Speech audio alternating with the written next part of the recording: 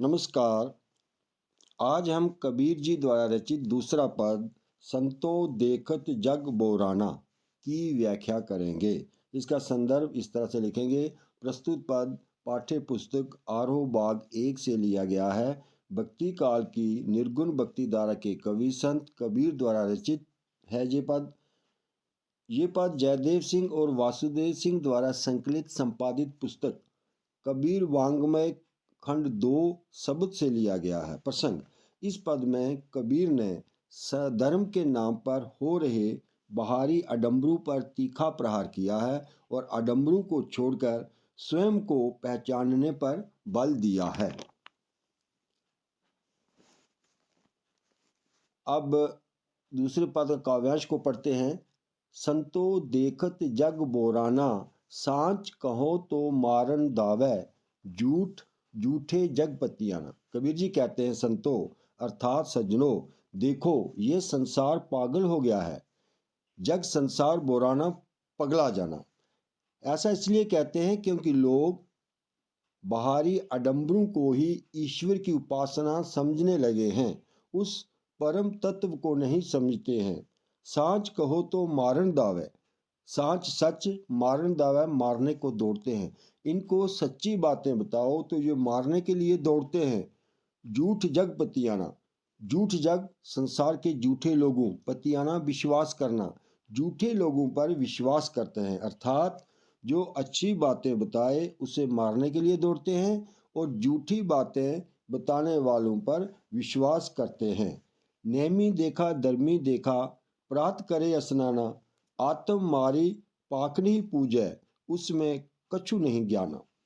नेमी देखा धर्मी देखा, नेमी नियमों का पालन करने वाला, धर्मी धर्म पर चलने वाला। प्रात करे स्नाना, प्रातः सुबह स्नाना, स्नान करना। नियमों का पालन करने वाले, धर्म पर चलने वाले सुबह उठकर स्नान करते हैं। आत्म मारी पाखनी पूजै, उसमें कछु नहीं ज्ञाना।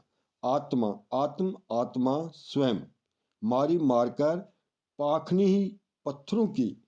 ये लोग अपनी आत्मा को मारकर पत्थरों की पूजा करते हैं। ऐसे लोगों में किसी प्रकार का सच्चा ज्ञान नहीं है। आगे देखें। बहुतक देखा पीर ओलिया, पढ़े कीतेब कुराना, कै मुरीद तदबीर बतावे, उनमें उहे जो ज्ञाना। बहुतक बहुत से, पीर ओलिया मुसलमानों के धर्मगुरु, कीतेब किताब पुस्तक, मुरीद शिष्य, तदबीर उपाय।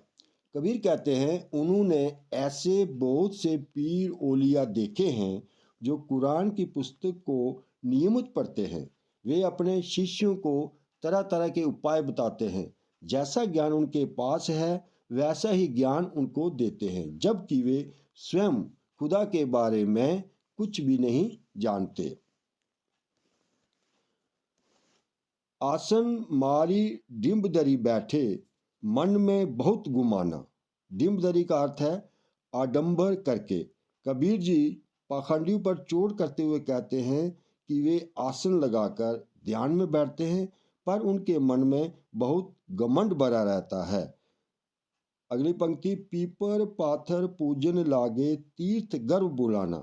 लोग पीपल पत्थर आदि की पूजा करते हैं, तीर्थ यात्रा करके गर्व का अनुभव करते हैं। अर्थात लोग मन से, भीतर से ईश्वर भक्ति न करके केवल बाहरी क्रियाकलापों को ही ईश्वर की सच्ची भक्ति मान बैठे हैं।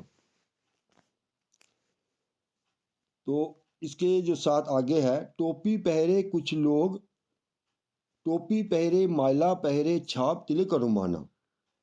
टोपी पहरे, कुछ लोग टोपी पहनते हैं, कुछ माला धारण करते हैं और माथे पर तिलक लगाते हैं। शरीर पर कई तरह के छापे यानी निशान बनाते हैं।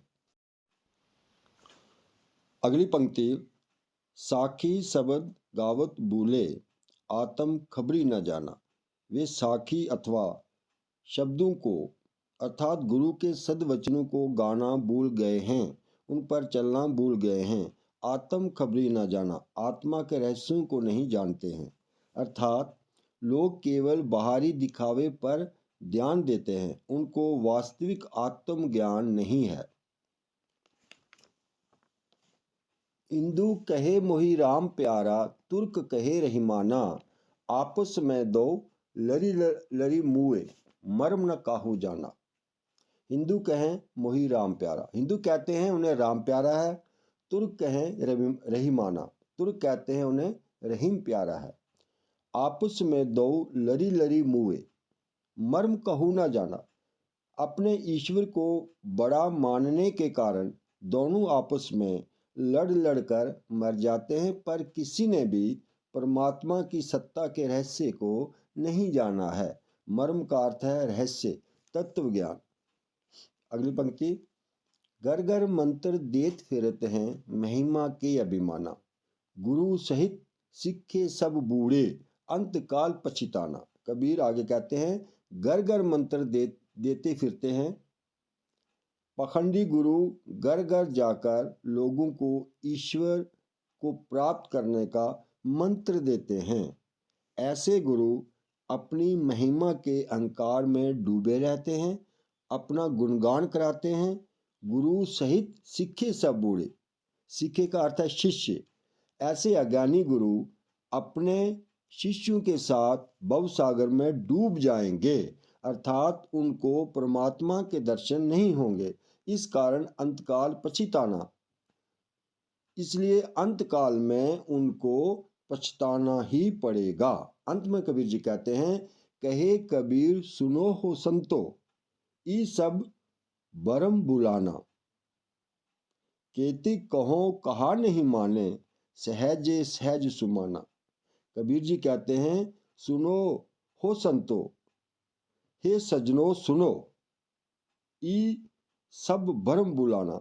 ई का अर्थ है ये सब भरम में भूल गए हैं, कंफ्यूज्ड हो गए हैं, अर्थात माया को ही सब कुछ मानते हैं और ईश्वर को भूल गए हैं। केतिक कहो कहा नहीं माने, सहजे सहज समाना। इनको कितना भी कहो समझाओ, ये नहीं मानते हैं। ईश्वर तो सहज साधना से ही मिलते हैं। सच तो यही है कि ईश्वर को सहज प्रेम से ही प्राप्त किया जा सकता है, उसके लिए आडंबरों की आवश्यकता नहीं है। तो आज की वीडियो में इतना ही। धन्यवाद।